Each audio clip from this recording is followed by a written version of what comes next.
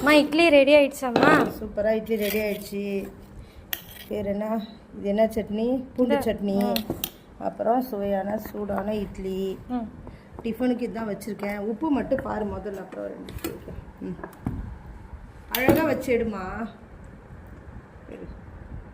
உப்பு மட்டும் பார்த்துக்கோ. சூப்பராக இருக்குமா? உப்பு கரெக்டாக இருக்கா? சரி, எனக்குங்க பாரு கஞ்சி ரெடி பண்ணி வச்சுருக்கேன். மதியத்துக்கு இட்லி தான். ஓகே, பாய்.